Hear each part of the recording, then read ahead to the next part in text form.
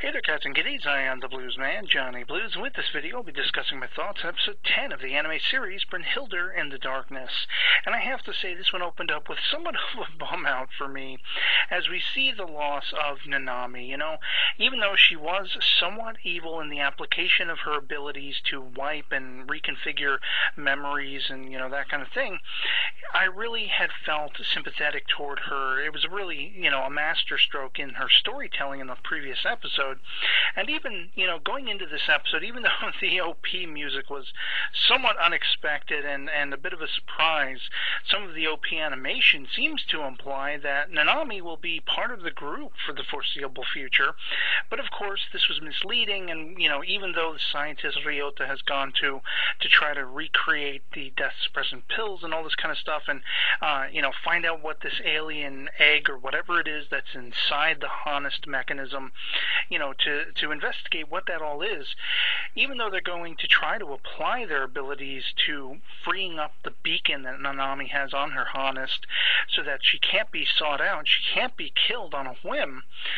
Unfortunately, time catches up with them, and, the guy who was supposed to be keeping an eye on Nanami figured out that she managed to run off, and he ends up hitting that thing to activate the meltdown button for the honest. And, of course, Nanami dies, and it's tragic because her greatest wish was to die still being retained in the memory of her friends, this, group of witches that surrounds her, but at the last second she decides to go ahead and wipe their memories anyway, to a horrified and grief-stricken Ryota, who is the only one who will now remember her. And he actually does get a sort of visit, which is poignant, from her in a ghostly aftermath sort of apparition form, which is telling her that her memories were spotty of the lab where they were all being held and they all escaped from, but hopefully it'll help in the long run to, if not best the lab, at least get death suppressant pills to keep these girls alive. And it was just a really touching, fitting moment. And of course, because of Nanami's, granting all of them the gift of forgetfulness of her existence, the story pretty much moves on, with a pretty steady flow, getting back to a little bit more lighthearted stuff. All of the girls are going to be in school, exams are coming up, and, they're all going to be kind of competing. They want a sort of award, a reward, to prompt them to actually do the studying, because they're not really, they're only half-heartedly in the school to begin with. They want to live that experience, something they never thought they'd ever have before, but they want a prize, and, it's hilarious that it goes to the extent of, we're all going to have a sort of trip out to the beach, to, of course, you have Kazumi making her usual advances toward Ryota, asking for his virginity in this case. And as we find out, once they have all studied very much, nose to the grindstone, turns out Kuroha is the top of the class, even over Ryota, who was expected to be, and now she wants his virginity, but she doesn't exactly understand because of her slowly, continuing to be lost memories. She doesn't really know what that even means, which is somewhat comical. And of course, they end up going to the beach where, each one of them is decked out in their swimsuit, their bikinis, and they're all comparing their anatomies, and, of course, Ryota's noticing how bountiful some of them are and how bountiful some of them aren't in Kazumi's case, and she, kicks him in the head for that. And it's like, I'm a guy sitting there and I'm like, what, the female form is beautiful in any form, doesn't matter how much you got upstairs or not.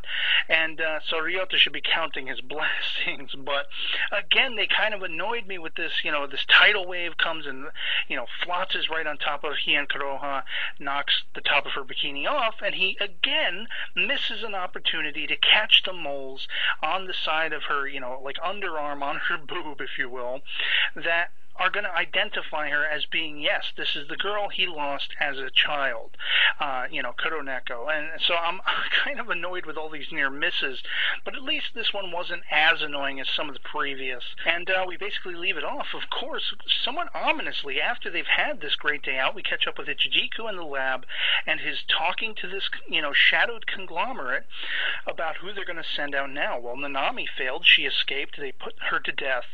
who is going to be taking up the reins. And it's this, S-class witch called Valkyria, who is going to be watched, air quotes, by several Class A witches.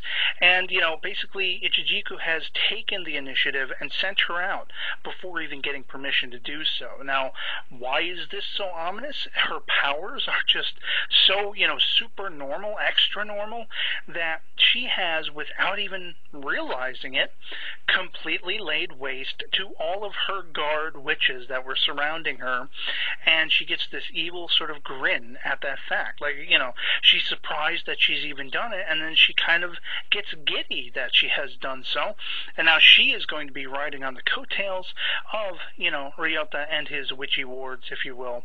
And so it's an exciting time to see where this is going to be wrapping up as we get toward the last few episodes of this series. And, I can only hope for the best for these witches, but, with the time that's left, I don't know how much they're going to be able to accomplish to save their lives. So it'll be interesting to see how it all plays out, and otherwise, that'll be pretty much it for me on this. I hope this video finds you well, and I'll catch you all later.